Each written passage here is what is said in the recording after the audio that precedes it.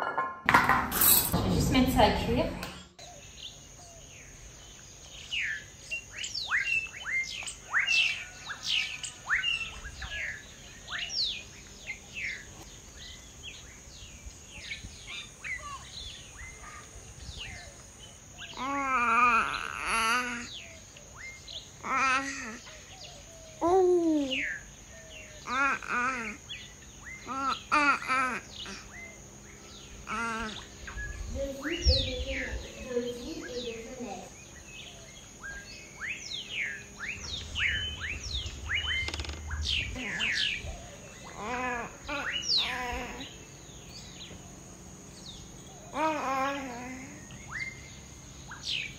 Je suis très heureuse de vous retrouver dans cette nouvelle vidéo. J'espère que vous avez passé une belle et douce semaine. Il y a quelques temps, je vous ai partagé une vidéo dans laquelle je revenais sur les avantages et les inconvénients du batch cooking, mais aussi de comment je l'avais mis en place et comment nous organisions nos préparations des repas au quotidien chez nous. Alors, je me suis dit, comme une suite logique, qu'il pourrait être chouette de soumettre quelques idées de plats rapides, simples, idéales pour une famille nombreuse, ou pas forcément nombreuse. Bien sûr, la liste n'est pas exhaustive et il y aura encore de très nombreuses propositions à faire. C'est pourquoi je vous invite à partager en commentaire si vous le souhaitez toutes les suggestions et les plats que vous préparez rapidement chez vous et qui pourraient alors être utiles aux autres personnes qui liront vos commentaires. Merci d'avance pour eux et c'est parti, bienvenue dans cette nouvelle vidéo. C'est qui le gros doudou qui me tient compagnie parce qu'il fait vraiment trop chaud dehors?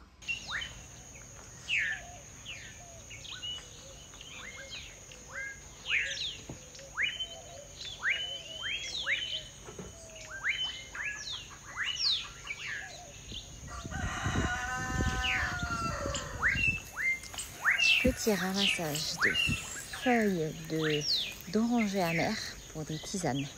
J'en ai un petit peu pour ce soir, enfin infusion. Et pour demain matin, oui, il y en a beaucoup. J'adore ça.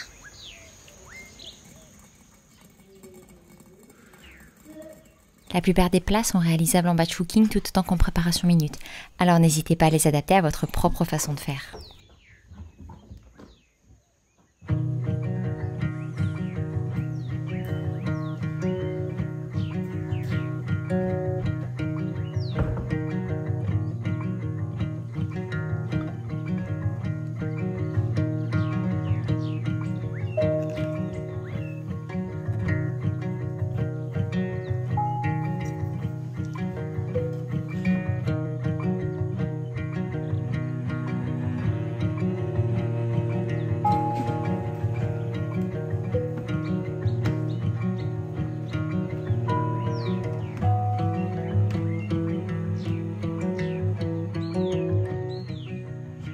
Les premiers plats dont je vais vous parler sont de véritables cartons pleins chez nous, des vrais coups de cœur. On en mange plusieurs fois par semaine et ça a beau faire des années, on ne s'en lasse pas. J'ai nommé les tartes.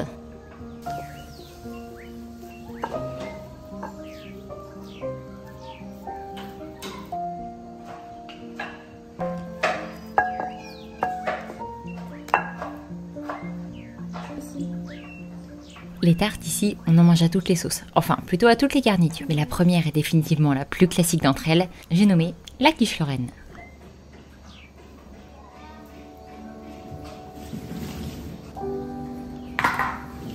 Il y a presque autant de possibilités de tartes que d'ingrédients. Alors pour que le plat soit le plus complet possible, je fais les miennes non pas sous forme de tarte assez fine, mais sous la forme d'une quiche Lorraine, avec un bon nombre d'œufs, de la crème soya ou de la crème fraîche. Et voici celle qu'on aime le plus chez nous.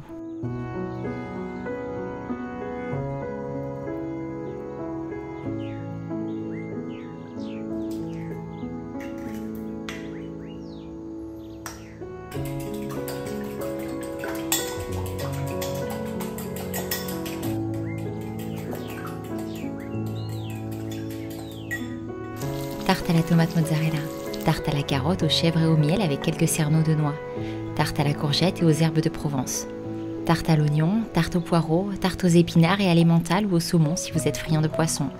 Le saumon se marie d'ailleurs très bien avec les brocolis et vous pouvez faire une délicieuse tarte au saumon et au brocoli.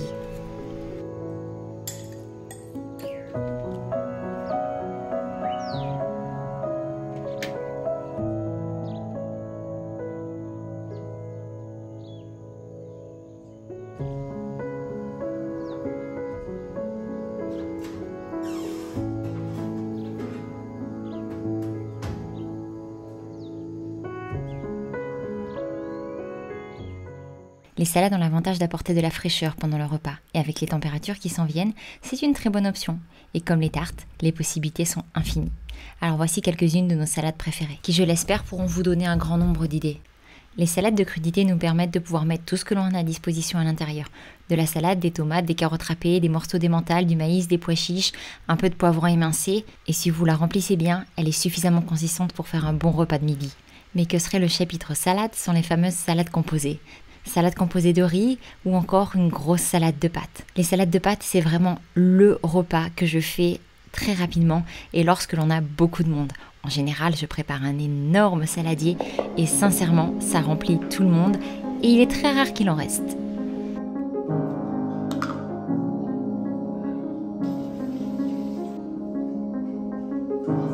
Mais si vous cuisinez en plus petite quantité, une salade César reste une très bonne option et elle est prête en une demi-heure. Pendant que les dés de poulet dorent à la poêle, il est possible de préparer la salade, râper le parmesan, couper les tranches de pain qui accompagneront si l'on n'a pas de croûtons à mettre dedans.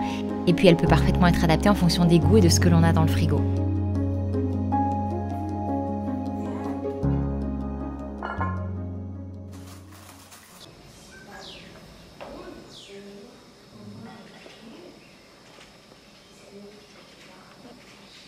Les risottos sont une bonne option, qu'ils soient à la tomate, aux asperges, aux champignons ou aux petits pois ou aux épinards comme j'ai fait le dernier à la maison. Ce sont des plats qui sont relativement rapides à préparer si on a le temps de les laisser mijoter un petit peu. Et si on les prépare en batch cooking, même si on nous dit qu'il est préférable de les manger tout de suite, ils se mangent très bien quelques jours après quand même.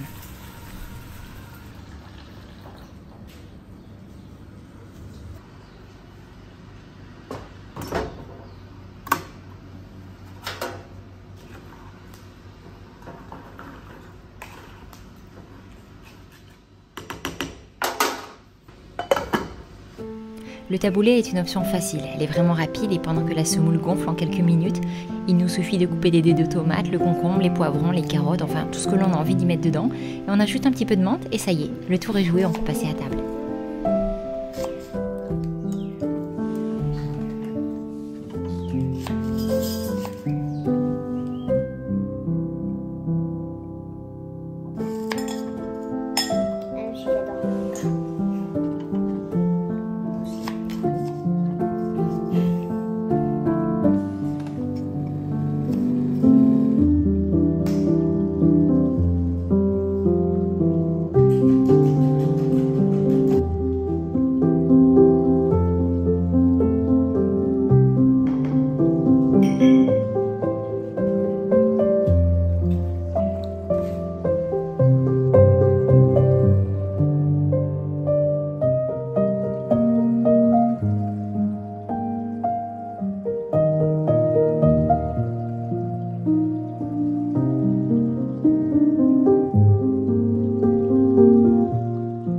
Une bonne soupe. Bien souvent, on pense que les soupes sont vraiment un repas d'hiver. Et en effet, c'est le cas, on a plutôt tendance à le manger en hiver.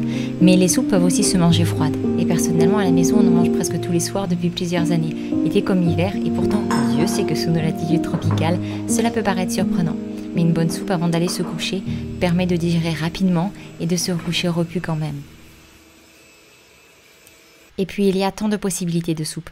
Que ce soit un gazpacho qui se mange froid ou alors les soupes qui se mangent plus traditionnellement chaudes. Ici, personnellement, on aime beaucoup les soupes au poivron avec de la patate et des carottes à l'intérieur. C'est très rapide, une petite pointe de piment et c'est vraiment délicieux. Et puis il y a de toute façon les soupes classiques avec les courgettes, les tomates, les patates, les carottes, etc.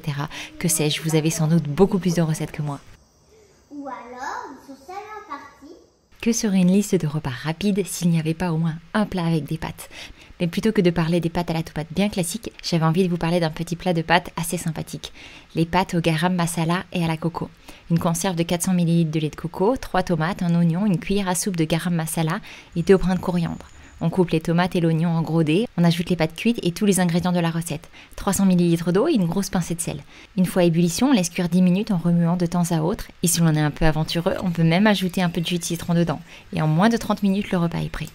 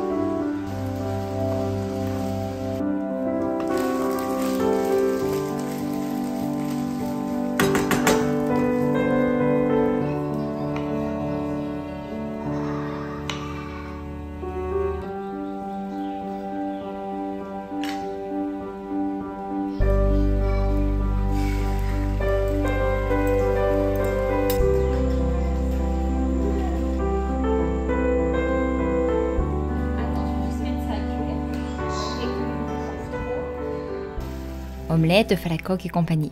Toutes les semaines, nous avons au moins un repas avec une omelette, que ce soit une omelette avec des épinards du jardin ou des pommes de terre ou tout ce qui vous passe par la main, à vrai dire. C'est un repas rapide, sain et qui plaît généralement. Et si jamais ça ne plaît pas à certains, il y a toujours la possibilité de faire des œufs à la coque, des œufs au plat, etc. D'ailleurs, si vous aimez les œufs pochés sur une tartine et une salade ont longtemps été mon repas favori le mardi midi quand ma maman venait nous récupérer à l'école primaire et que nous ne mangions pas à la cantine, mon frère et moi. Les œufs pochés sur une tartine avec un petit peu de beurre et une bonne salade à côté, mais quel délice!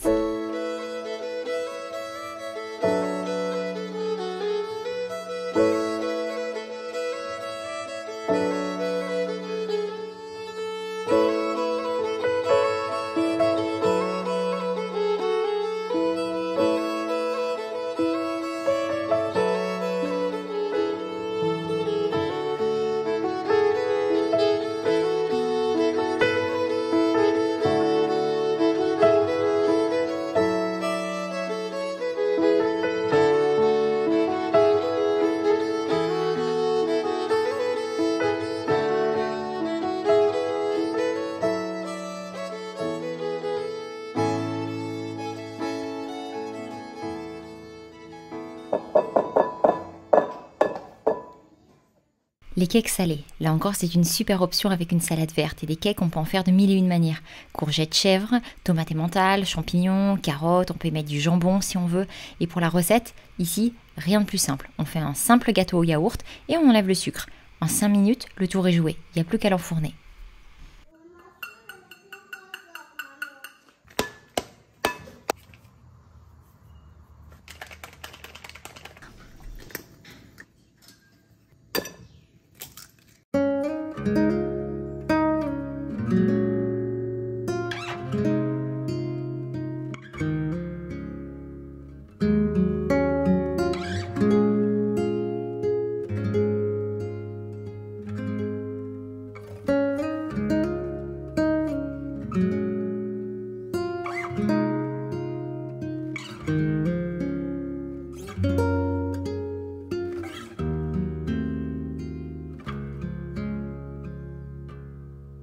Les trempettes de légumes. C'est sain, c'est simple, c'est convivial et c'était d'ailleurs notre repas dimanche dernier avec nos amis. Quoi de plus agréable que de partager des trempettes autour d'une table avec des amis autour de longues discussions passionnantes.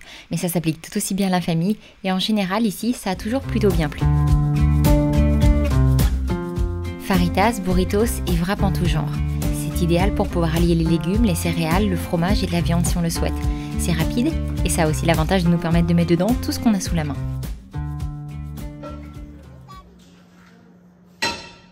Je ne pouvais pas vous parler de ces plats généralement associés au Mexique sans vous parler du véritable repas mexicain que l'on mange d'ailleurs très souvent ici, les quesadillas. Les quesadillas, ce sont des petites galettes généralement faites à la farine de blé ou à la farine de maïs dans lesquelles on met un fromage tout spécial. Ici, ça s'appelle le fromage Oaxaca puisque ça vient de l'état du Oaxaca. Mais vous pouvez mettre n'importe quel fromage qui va fondre à l'intérieur. C'est délicieux. En général, les enfants aiment beaucoup. On peut faire ça avec une salade de tomates, couper quelques avocats à côté ou tout simplement une autre grosse salade pour pouvoir compléter le tout. C'est frais, c'est bon, c'est santé et c'est hyper rapide à faire.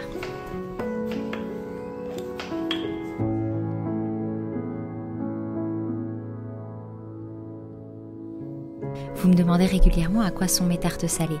Je varie mais on tourne souvent entre tomates, oignons, courgettes et fromage de chèvre, petits pois, brocolis ou encore carottes Vichy.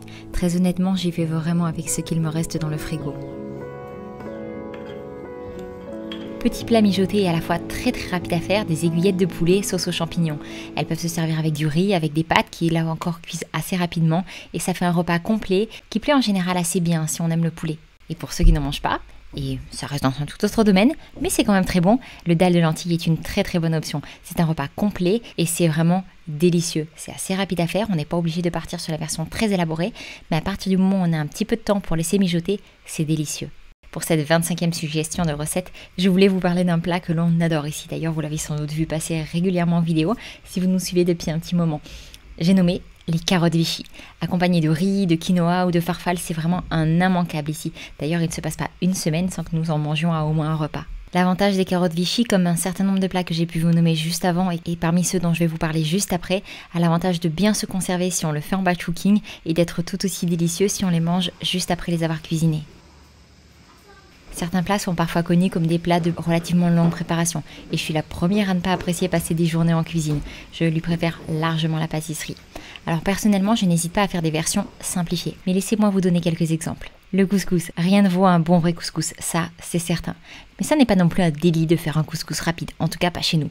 Quelques carottes, des courgettes, des pois chiches en conserve, des épices, un bouillon de légumes ou de poulet, une boîte de concentré de tomates, on y ajoute la viande qu'on veut à l'intérieur, et pendant que ça cuit, je prépare de la semoule prête en 5 minutes. Et une fois les légumes et le bouillon prêts, on sert. Il n'y a certes pas les 23 et plus ingrédients de base du couscous traditionnel, mais quand Seb a une furieuse envie de couscous, ça fait toujours son effet, et surtout c'est simple et rapide.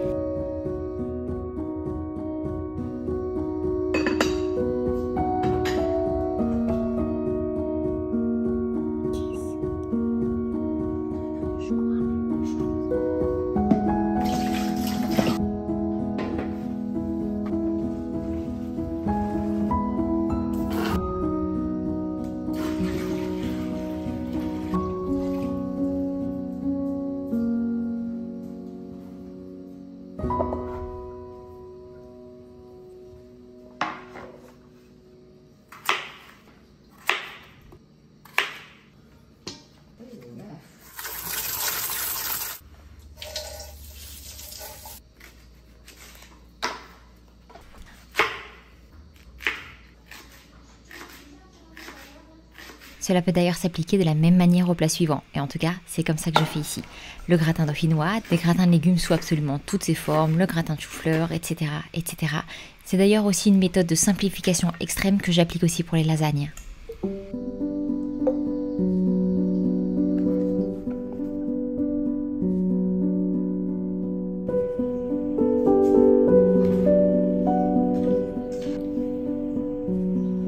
Dernière petite suggestion pour la route, avant de passer à un point qui je pense est très important, l'étian de légumes. C'est vraiment très bon et parfaitement de saison.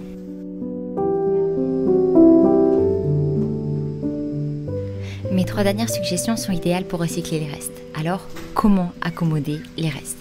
On a beau essayer de les éviter au maximum, il y en a toujours quelques-uns qui n'y échappent pas et retournent séjourner dans le frigo jusqu'à ce que l'on se décide quoi faire avec. On connaît tous les gratins de pâtes, un peu de crème, des épices, on y ajoute un sac de petits pois surgelés ou encore un bocal de poivrons rôtis et hop, on envoie au four. Mais qu'en est-il pour le reste ?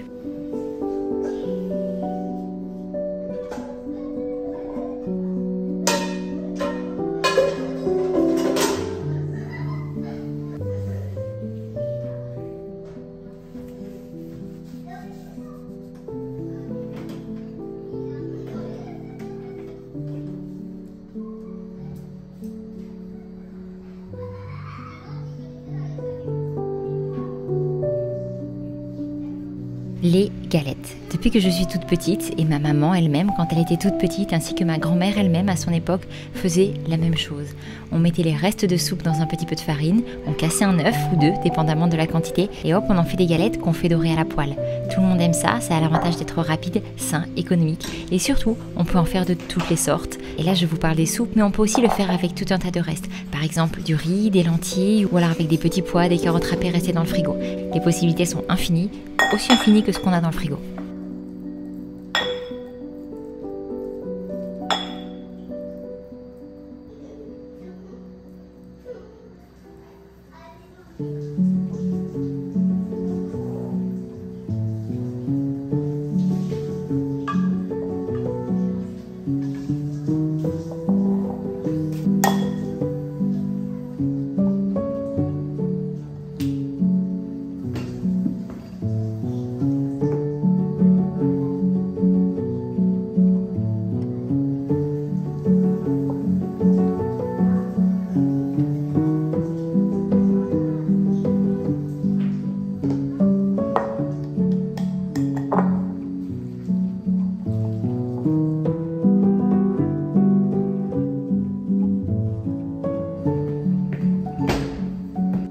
D'ailleurs, si vous avez un petit peu plus de temps devant vous et que dans vos galettes, il y a par exemple du riz et des lentilles, comme je vous le soumettais juste avant, ça peut d'ailleurs être une très bonne occasion de les utiliser pour faire un steak végétal. 2 tranches de pain, une tranche de fromage, une galette comme celle-là à l'intérieur et par-dessus de la salade, des tomates, des oignons. On remet une tranche de pain sur le dessus et ici, j'ai l'impression de l'avoir servi le repas du siècle.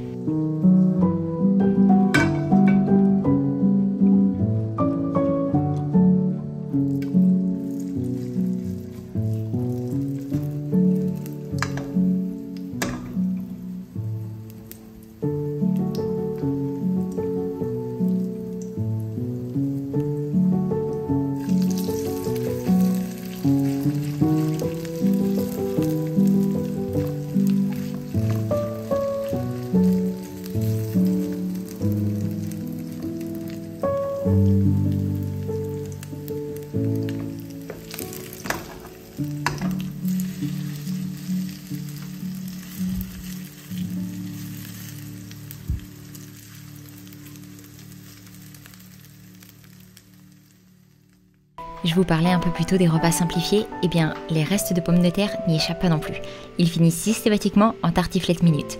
Les patates restantes, quelques oignons, un peu d'huile dans la poêle, on assaisonne le tout, et quand c'est assez chaud et assez cuit pour les oignons, on ajoute des tranches de fromage sur le dessus. C'est un succès assuré.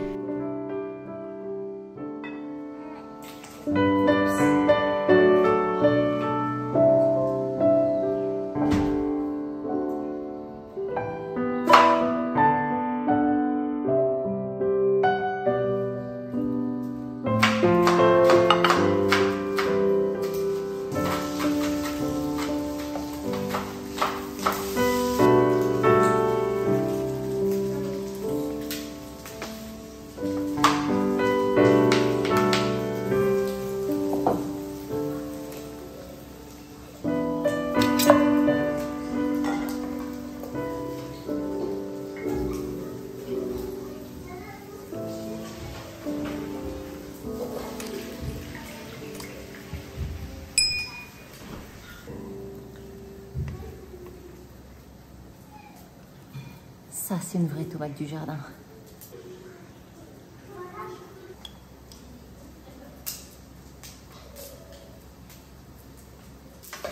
Bien sûr, il y a tout un tas d'autres possibilités et d'autres recettes. Et d'ailleurs, comme je vous le disais un petit peu plus tôt dans la vidéo, si vous en avez et que vous souhaitez les partager, eh bien n'hésitez pas à les mettre dans les commentaires. Ça sera toujours un plaisir pour nous tous et en tout cas pour moi la première de pouvoir les lire. Et je suis certaine que ça pourra inspirer beaucoup de monde. En tout cas, j'espère que cette vidéo vous a plu. Et si c'est le cas, eh bien n'hésitez pas à mettre un petit pouce et à la partager autour de vous si vous pensez qu'elle peut aider du monde ou simplement pour pouvoir la garder en mémoire si jamais vous souhaitez retrouver quelques idées de temps à autre. En attendant, je vous souhaite une très belle fin de semaine et vous embrasse en attendant de vous retrouver dimanche prochain dans une nouvelle vidéo.